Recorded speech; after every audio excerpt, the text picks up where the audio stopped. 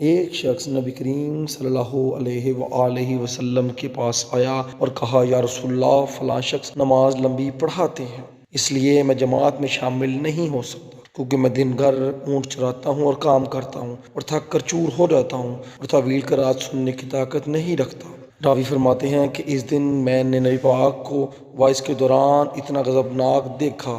آپ نے فرمایا، اے لوگو، تم ایسی شدت اختیار کر کے لوگوں کو دین سے نفرت دلانے لگے ہو۔ سن لو، جو شخص لوگوں کو نماز پڑھائے تو وہ ہلکی پڑھائے، کیونکہ اس میں بیمار، کمزور اور حاجت والے ہوتے ہیں۔ ایک شخص نے رسول صلی اللہ علیہ وآلہ وسلم سے پڑھی ہوئی چیز کے بارے میں دریافت کیا۔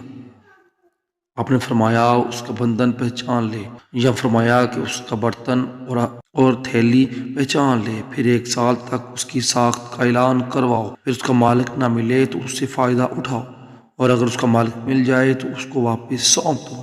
اس نے پوچھا کہ اچھا، گمشدہ اونٹ کے بارے میں آپ کا کیا حکم ہے؟ آپ صلی اللہ علیہ وآلہ وسلم کو اس قدر غصہ آ گیا کہ رخسار مبارک سرخ ہو گئے۔ آپ نے فرمایا، تجھے اونٹ سے کیا واسطہ؟ اس کے ساتھ خود کی مشق ہے، اس کے پاؤں ہیں، وہ خود پانی پر پہنچ سکتا ہے اور خود پانی پی سکتا ہے، وہ خود درخت کے پتے کھا سکتا ہے، لہٰذا اسے چھوڑ دو یہاں تک کہ اس کا مالک مل جائے۔ اس نے کہا، اچھا، گمشدہ بکری کے بارے میں آپ کا کیا ارشاد ہے؟ آپ نے فرمایا، وہ تیری ہے یا تیرے بھائی کی، ورنہ بھیڑیے کی غذا ہے۔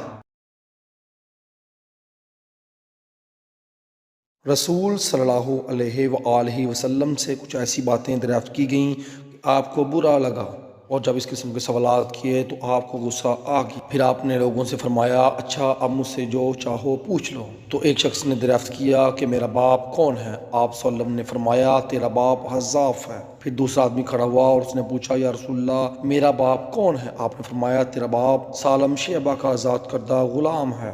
آخر حضرت عمر رضی اللہ تعالیٰ عنہ نے آپ کا چہرہ مبارک کا حال دیکھا تو عرض کیا، یا رسول اللہ، ہم ان باتوں سے جو آپ سے دریافت کی گئیں اور آپ کو ناگوار گزریں، اللہ سے توبہ کرتے۔ رسول صلی اللہ علیہ وآلہ وسلم گھر سے نکلے تو عبداللہ بن حذافہ کھڑے ہو کر پوچھنے لگے کہ اے حضور، میرے باپ کا نام کیا ہے؟ آپ نے فرمایا، حذافہ۔ پھر آپ نے بار بار فرمایا کہ مجھ سے جو پوچھنا ہے پوچھ لو۔ تو حضرت عمر رضی اللہ تعالیٰ عنہ نے بزرگ ہو کر عرض کیا، ہم اللہ کے راضی ہونے پر، اسلام کے دین ہونے پر اور محمد کے نبی ہونے پر راضی ہیں۔ یہ لفظ 3 دفعہ دہرایا۔ رسول صلی اللہ علیہ وآلہ وسلم جب یہ سنا تو خاموش ہو گئے۔ آپ صلی اللہ علیہ وآلہ وسلم جب سلام کرتے تو 3 بار سلام کرتے، اور جب کوئی کلمہ ارشاد فرماتے تو اسے 3 بار دہراتے، یہاں تک کہ خوب سمجھ لیا جاتا اور سن لیا جاتا۔ ایک سفر میں رسول صلی اللہ علیہ وآلہ وسلم ہم سے پیچھے رہ گئے تھے۔ پھر آپ جب ہمارے قریب پہنچے تو عصر کی نماز کے لیے وضو کر رہے تھے، جس کا وقت کم تھا۔ ہم وضو کر رہے تھے اور اپنے پیروں پر پانی کا ہاتھ جلدی جلدی پھیرنے لگے تو آپ نے بلند آواز میں یہ بات 2-3 مرتبہ دہرائی۔ فرمایا کہ آگ کا عذاب ہے ان ایڑیوں پر جو خشک رہ جائیں۔ رسول صلی اللہ علیہ وآلہ وسلم نے فرمایا کہ 3 شخص ہیں جن کے لیے دگنا اجر ہے۔ ایک وہ جو اہل کتاب سے ہو اور اپنے نبی پر اور محمد صلی اللہ علیہ وآلہ وسلم پر ایمان لائے۔ دوسرا وہ غلام جو اپنے آقا اور اللہ دونوں کا حق ادا کرے۔ تیسرا وہ آدمی جس کے پاس کوئی لونڈی ہو جس سے شاباشی کرتا ہے اور اسے تربیت دے اور اچھی دے، تعلیم دے تو عمدہ دے، پھر اسے آزاد کر کے اس سے نکاح کر لے تو اس کے لیے دگنا اجر ہے۔ نبی کریم صلی اللہ علیہ وآلہ وسلم عید کے موقع پر خطبہ دے کے نکلے اور آپ کے ساتھ حضرت بلال تھے۔ آپ کو خیال ہوا کہ عورتوں کو خطبہ اچھی طرح سنائی نہیں دیا تو آپ نے انہیں علیحدہ نصیحت فرمائی اور صدقے کا حکم جاری کیا۔ یہ وعظ سن کر کوئی عورت بالی اور کوئی عورت انگوٹھی ڈالنے لگی اور حضرت بلال اپنے کپڑے کے دامن میں اسے اکٹھا کرنے لگے۔